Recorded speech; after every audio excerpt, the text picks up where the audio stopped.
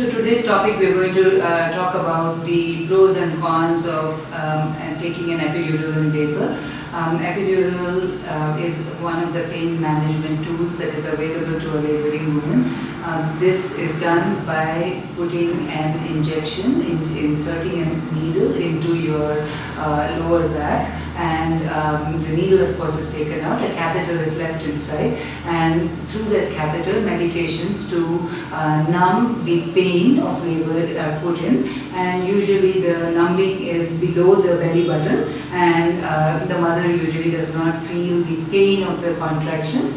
She may still feel some pressure and some kind of discomfort occasionally, but usually the pain of contraction is no longer felt by the mother. So obviously the question then to think about is if it is that kind of a magic painkiller medicine, then why should all women not have an epidural? Like with anything else, there are pros and cons. Of course, as with anything else, again, we will say this, that but like in pregnancy, you are told, not to take any medicines other than your iron or calcium or your vitamin supplements. You're not really put on many medications unless there is a clear and present, risk for the baby. Similarly, in labor too, we have to understand that any medication that is given to mom usually over a course of time does go to the baby. So that would be one reason for you to perhaps consider whether I should be considering taking an epidural or not. That's the first thing. But the second thing is, say if you get past that and say it's very minuscule amounts that are going to the baby, the other part is to then understand what are the real pros and cons of taking an epidural. Like we always say to parents, it's all not about thinking never ever do anything. Labor and delivery are not black and white. There are all shades of grey. So while sometimes the situation may warrant that you might require an epidural, they are usually few and far in between. The only time an epidural might be really useful is in very prolonged, very hard labors where there is some progress and where baby can be born vaginally, but if mother would benefit from the rest that the epidural provides in order for her to dilate and have the baby. Now, let's talk about what are the pros and cons, pros and cons of having it. So, for depicting some of the processes that happen after an epidural is put in, I would like to use this pictorial over here so that you can better understand what are the things that actually happen after the epidural and what are some of the pros and cons. So normally your uterus with your baby inside of it is sending a pain signal to the brain. Okay, so this signal is picked up by the brain, which in turn sends a hormonal signal back to the uterus through the hormone oxytocin, which makes it contract, having good, strong, long contractions. So it's like the ant on your hand. If you don't know that there is an ant crawling across your hand, you would not know how to dust it off, right? Similarly, if the pain is not felt by the body, how would it know how to generate and what amount of oxytocin to generate in order to contract, give the appropriate amount of contraction in order to bring the increase in labor pain and eventually to let the baby out. So that's where the difficulty comes in potential difficulty comes in with the epidural. Now, once the epidural is in, your pain sensation is lost below this. So now the pain signal is not being sent to the brain. No pain signal to the brain or minimal pain signal to the brain. The next thing that's happening is there is less oxytocin supplied to the uterus, which eventually means that labor actually slows down once you have an epidural. So moms might sleep, and again, like I said before, in a long hard labor that might be well worthwhile, but otherwise in a normally progressing labor, when you have an epidural in, the net effect of it is that there is a slowdown of labor. For that, you have to augment labor.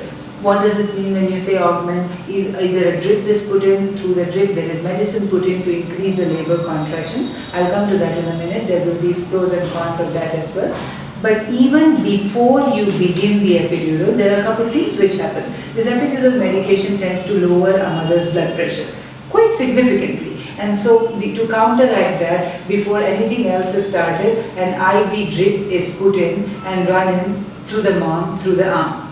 Okay. Now, if the augmentation does become required, I'm not saying that it's needed all the time, but if the augmentation becomes required, medicine is now put in through the IV, through the line that's already open, in order to increase the contractions. Now, because now the blood pressure of the mother is lowered and the vitals need to be monitored, on one hand a blood pressure cuff and other monitoring equipment is put in over here in order to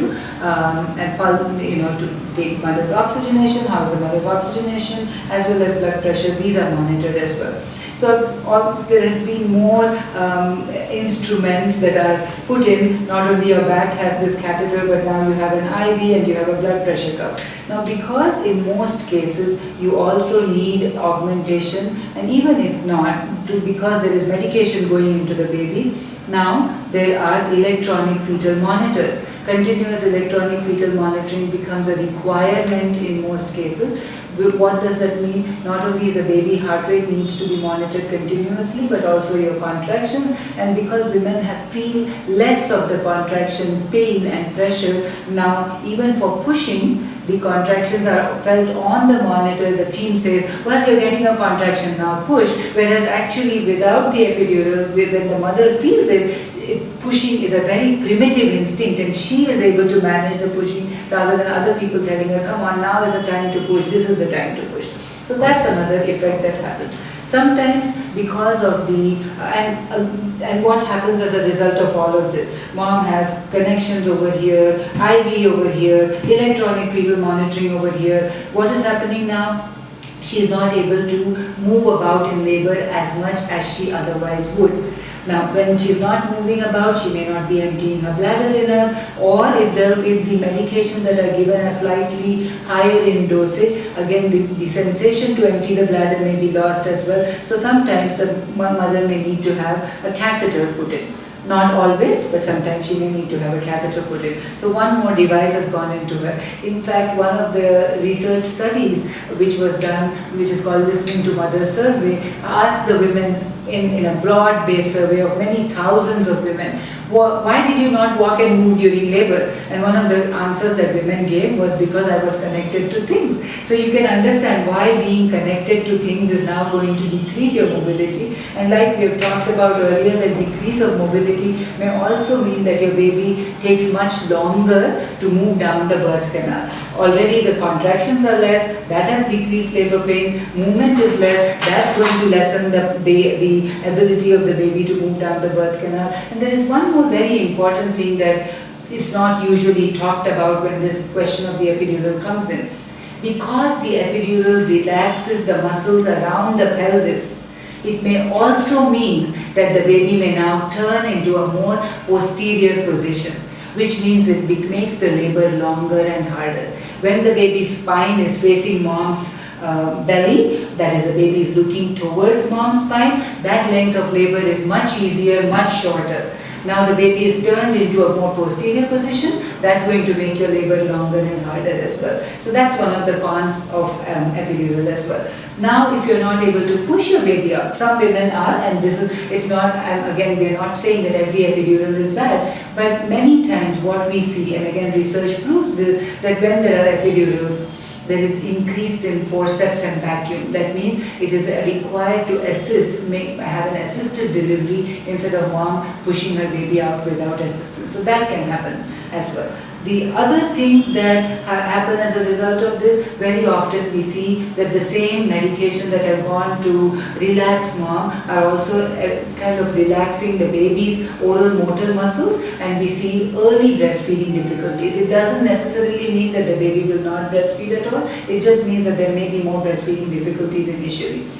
Smaller things, but again important to know as far as the epidural are concerned. The longer your epidural is in, which means if you take it much earlier in labor rather than later in labor, there is more chances of mother developing a fever, which means also that after the baby is born, baby has an inherent chance of increased risk of developing fever, which may again mean mom and baby separation, if at all that happens. Many women report back pain. not all do again, but many women will report back pain that lasts for many months after the epidural is given, sometimes numbness along with that. Also, many women will, not many women, some women will have a spinal headache as well. Now those are the smaller consequences, but still important to consider. Like we said earlier, it's not all about the cons, but as far as advocating for moms and babies, it makes sense to me to provide the mother with other sources of comfort, whether it is showers, whether it is giving her food and rest, whether it is rubbing her back with a simple back massage, whether it is encouraging her verbally, whether it is telling her that yes, you have just a little bit to go in order to birth your baby. All these are much more effective in managing labor without the side effects, potential side effects that medications and epidurals might.